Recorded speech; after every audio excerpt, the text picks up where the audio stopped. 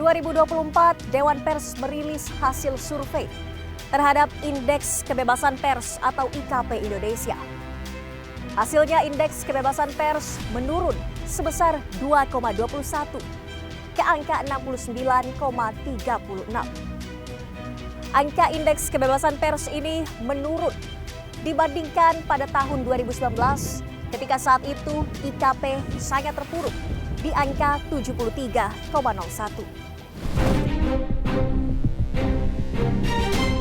Seperti apa penanganan kasus kekerasan terhadap jurnalis? Saat ini sudah bersama saya Ketua Bidang Advokasi Aliansi Jurnalis Independen Indonesia, sekaligus Koordinator Komite Keselamatan Jurnalis Indonesia, Erik Tanjung. Bung Erik, Indeks Kemerdekaan Pers kembali menurun untuk kedua kalinya. Ini menunjukkan kondisi pers di Indonesia sedang tidak baik-baik saja. Betul. Ini menunjukkan kondisi kebebasan pers di Indonesia itu saat ini buruk ya. Dalam catatan AJI, dari Januari sampai 5 Desember 2024 itu sudah ada 67 kasus kekerasan terhadap jurnalis dan media. Serangan terhadap media ya. Nah, bentuknya adalah serangan fisik, kemudian ada serangan digital, ada serangan kekerasan seksual terhadap jurnalis perempuan, kemudian teror dan intimidasi. Yang lebih parah bahkan ada teror bom. Itu adalah serangan yang serius terhadap kemerdekaan pers. Nah, makanya kami selalu mendesak pihak kepolisian, semua kasus-kasus kekerasan terhadap jurnalis maupun media itu harus diusut sampai tuntas, sampai di pengadilan. Jadi tidak boleh ada impunitas terhadap pelaku kekerasan jurnalis dan serangan terhadap media, siapapun itu. Kan ada beberapa kasus yang mandek, tidak sampai ke penyidikan, artinya tidak ada penetapan tersangka. Kenapa demikian? Ada kendalanya atau mungkin ada campur tangan justru dari aparat penegak hukum? Ya, itu PR yang harus dijawab oleh kepolisian ya. Dari semua kasus-kasus ini kita menuntut tanggung jawab negara ya. Jadi semua kasus kekerasan terhadap jurnalis dan media ini negara harus bertanggung jawab, negara harus hadir.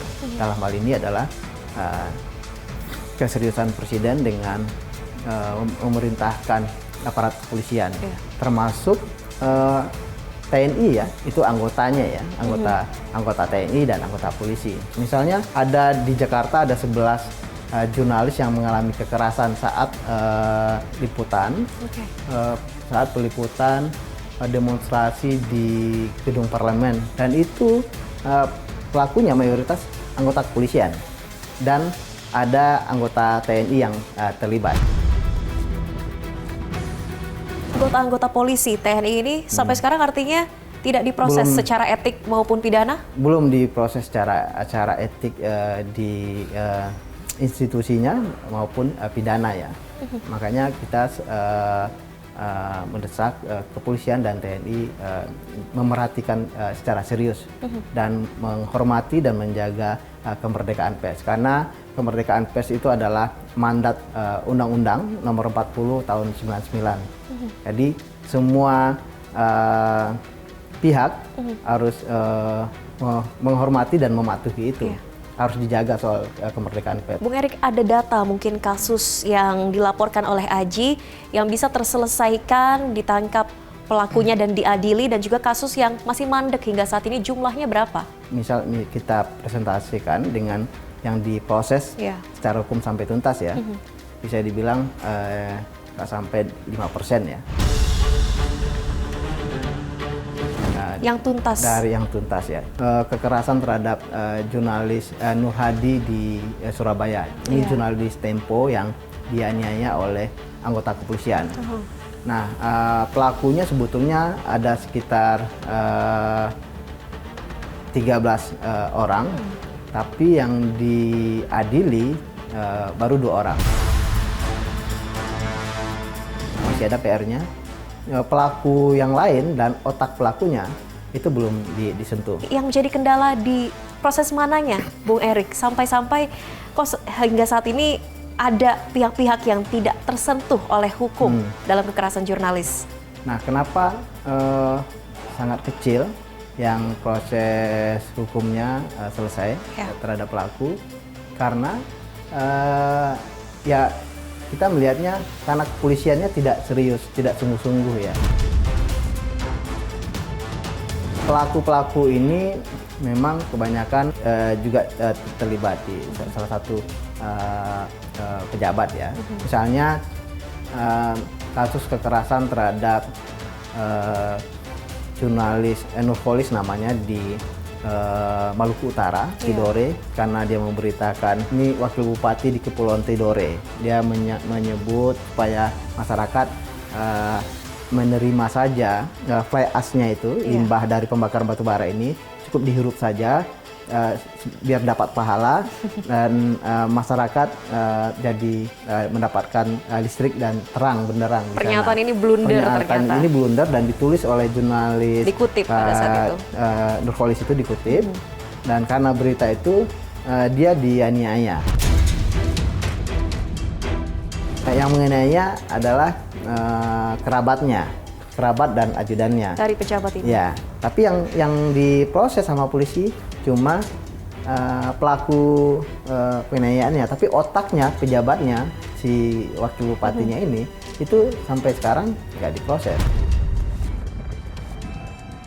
Nah, kita sudah laporkan juga di Polda Maluku Utara kasus itu, tapi sampai sekarang juga tidak ada progresifnya, artinya mandek di Polda Maluku Utara. Itu salah satu bukti ini ya, masih ada impunitas terhadap pelaku kekerasan jurnalis yang apalagi itu adalah seorang pejabat. Impunitas konflik kepentingan ini menjadi alasan-alasan kasus-kasus kekerasan terhadap jurnalis ini mandek jalan di tempat. Ada ancaman untuk pembiaran kasus kekerasan terhadap jurnalis ini dari Aji melihatnya? Ya tentu ini ancaman serius bagi kemerdekaan pers di Indonesia ya. Kemerdekaan pers di Indonesia ini adalah mandat undang-undang tadi, dan itu yang dirugikan tidak hanya komunitas pers, jurnalis dan medianya, tapi yang dirugikan di sini adalah rakyat Indonesia. Artinya publik yang dirugikan karena sebuah pemberitaan yang diwartakan oleh media itu untuk kepentingan publik. Nah itu diatur dalam konstitusi ya. Bung Erik, dari Aji melihat ataupun memberikan rekomendasi langkah apa yang seharusnya dilakukan bagi pemerintah, bagi aparat penegak hukum, supaya kedepannya kasus-kasus kekerasan terhadap jurnalis ini bisa ditindaklanjuti secara serius? Pertama, Presiden harus memberikan perhatian serius, Presiden Prabowo Subianto ya, terhadap kemerdekaan pers ini, memerintahkan kepada seluruh stakeholder menjaga kemerdekaan pers dan memproses seluruh kasus-kasus kekerasan terhadap jurnalis. Yang kedua adalah aparat penegak hukum ya harus serius bersungguh-sungguh menyelesaikan kasus itu supaya ada efek jerah. Terus berulang kekerasan terhadap jurnalis itu karena tidak ada efek jerah. Jadi pelakunya merasa nggak bakalan masih bisa berdamai dan tidak tersentuh. Dan itu fakta yang terjadi saat ini. Semoga dengan pengawalan dari Aji dan juga dari masyarakat juga untuk bisa memastikan keterbukaan informasi kepada publik ini bisa tersampaikan melalui kemerdekaan pers. Kita betul-betul menjaga jangan sampai kekerasan terhadap jurnalis ini terus berulang dan tidak diusut secara tuntas dan transparan oleh aparat penegak hukum. Terima kasih banyak Bung Erik Tanjung telah berbagi di iNews Files. Sehat selalu, kita sama-sama kawal kebebasan pers di Indonesia. Puluhan kekerasan jurnalis masih terjadi di 2024. Namun tak semua kasus berhasil diusut tuntas.